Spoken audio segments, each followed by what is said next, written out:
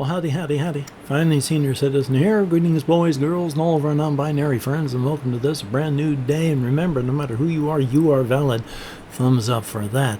And as always, you probably won't be able to hear a thing, but I have a box fan, and then this rotating fan because I can't have my AC unit on. I'm still warm. Hopefully, it's not loud. Hopefully, if my mic does pick it up, it's just nice background noise. Hopefully. Thumbs up for that. Anyway, I've got some things written down. Nothing that's really important, like if you don't hear it, you're going to die. But I don't think I've ever had anything like that. I'm scrolling through the things that I have. One thing I wanted to talk about is I have 2 pairs of size 38 jeans, and I have 2 pairs of size 40s that I've been wearing. I have stopped wearing the size 40s. I have a size, the 38s are a relaxed fit pair, which I wore yesterday, and today I'm wearing the no-nonsense straight leg jeans. I fit in those. A muffin topping, but I fit comfortably. The other ones, the size relaxed. The relaxed fit ones, yeah, they're more relaxed fit. I fit very comfortably in those. These ones, again, muffin topping, but that's fine. I can do that. I fit. Even when I went over to the community center, my case manager said, I just wanted to mention, you definitely look like you've been losing weight. So thumbs up on that. Now, let's see what else I have written here. Oh, this one is kind of an important one because it's about executive dysfunction and executive function. Everybody has executive function, and some people have executive dysfunction. Your executive function can be put this way. If you look at something like, I want to pick up a deck of cards, like I just picked up this deck of cards. Well, 3 decks, but you know what I mean. When I wanted to do that, there was a list of choices of things I could do in my head. You know, like not pick them up or pick them up and drop them or, you know, a whole bunch of stuff. And I chose just pick them up. So I reach over, pick them up. I just chose that option. When you have executive dysfunction, though, you might say, I want to pick that up. And then there's that whole list of options. But just pick it up isn't on that list. So you don't, because you can't. Just pick it up isn't there. Reach over and do it is not. So you just have the deck of cards sit there. Because just picking it up isn't on the list. Like this one fellow whom I watch who does various talk about things videos, he has ADHD, and he may have the point of dropping some socks next to the hamper that he wants them to be in so they can get washed. And every time he walks past them and looks at that, the list goes zzz, and pick them up isn't there. So he walks past it, yelling at himself inside his head, do it! And can't. They may stay there all day, and every time he sees them, pick them up isn't there.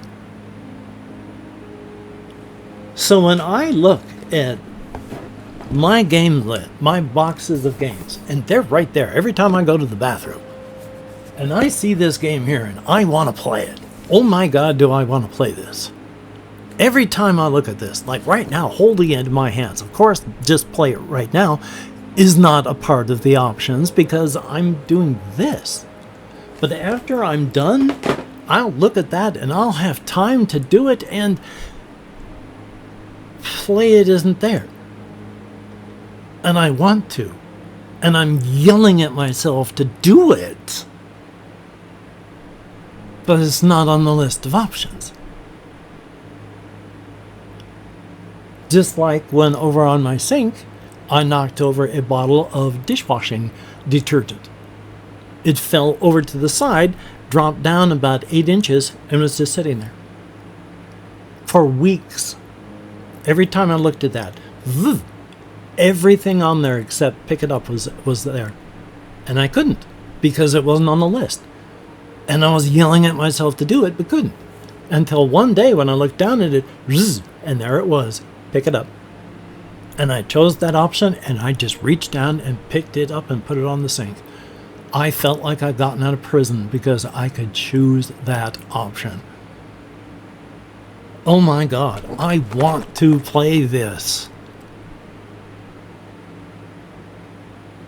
So far, play it hasn't come up on the list of options. And no matter how hard I yell at myself, I can't do it. It's like if your car can only go 60 miles an hour, no matter how hard you scream at it, you're never going to go 80. No matter how desperately you need to go 90, you're stuck at 60. No matter how desperately I want to play that, play it is not on the list. Executive dysfunction is so much fun.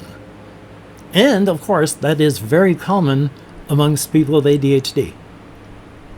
Executive dysfunction. Thumbs up for that. If you've got ADHD or you've got anything like what I've been talking about, might want to talk to your doctor. But let's see what else I have on here. Oh, this one's just the trying to be silly. I'm trying to be careful with my hydration. Of course, you check with the color of your urine, and I was drinking a lot yesterday, and so I kept trying to drink. You can drink less, you can drink more. And so I kept trying to drink more less. But I kept drinking more instead of more less, when I should have been drinking less. I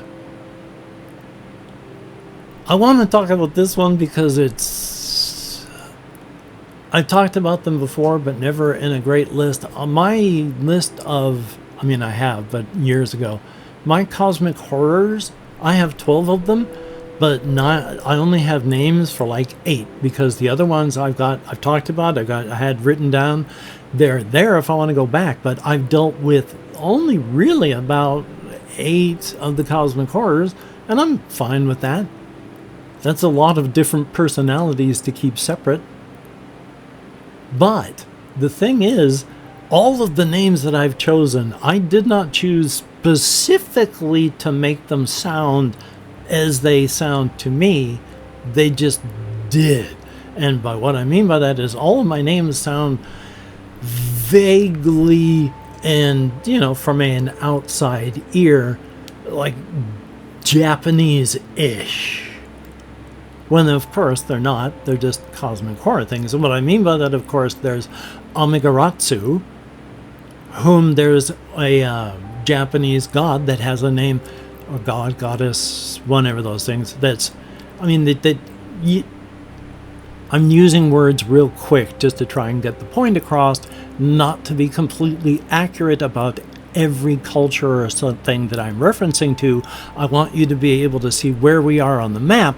I'm not trying to point out every single thing on the map and correctly pronounce every single thing on that map. I just want you to have a vague idea of where we are. So, Amaterasu, and of course my other ones, there's Nebukira, and Betanira, Tamekanoso, Jimere, Gatsire, Hoki, Aktinaki, and Asatarasi. Vaguely. I did not plan on them even to send anything, even vaguely trying to get anything to be English. Good Lord! I was not aiming for anything in particular. My creativity was just shooting and happened to be firing in a direction that was that direction. I like the names, but yeah, I think they have that sort of sound to them, and I just thought I'd mention that.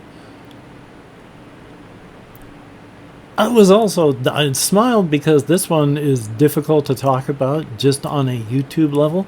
Trying to come up with, I've dealt with a whole bunch of sociological stuff on the continent of Carthcog and how the various people of the 3 species that live there in a very interconnected fashion. They never would have survived, even one of them, had they not worked together as one group, the 3 different species. And so they stick together even now. So I've been trying to I keep working on my list because ADHD, trying to get things sociological and working under stuff that's totally alien to us is tough. But I'm trying and I'm working on it. And one of the things that I've got to do, because I've got my characters that I'm working on, is personalities, of course. I've got a real good handle on both Connor and Denthal. My new characters, Jacan and Faithad, those ones I've got the general idea. I like the rough outlines, working on the actual people and personalities. One thing about, though, Faithad is she chose her form of healing because she really enjoys that kind of activity.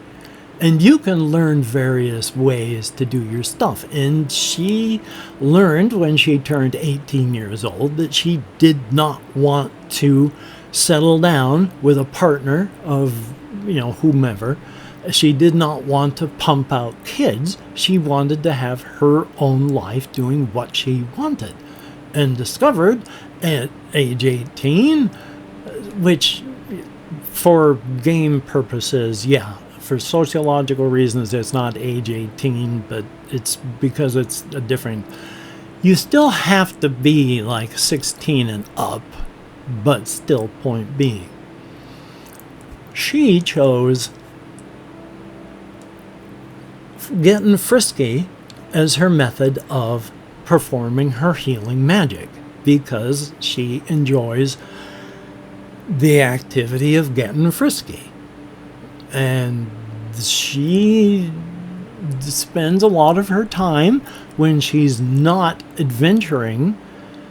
Well, there's rooms off day houses where you can get them it's a day off the longhouse, trying to get the names right for the setting that I've got. The day houses where you paradoxically sleep for the night. It's where you get an apartment, basically a room in a big boarding house. And then the long houses where you go to eat and drink and all that. But there's also rooms that are off the side with doors or not. And you can just tell everyone in the longhouse, I got the room right over here. If anyone wants, there's no door. And you can spend the next couple days in there. In any position, in every position, until you are satisfied. She spends a lot of time in places like that. She's simple. She's basic. Let's see. Oh, and I met a kindred spirit in that I didn't meet him in the slightest. Watching things online. There's a fellow, Steve Shives.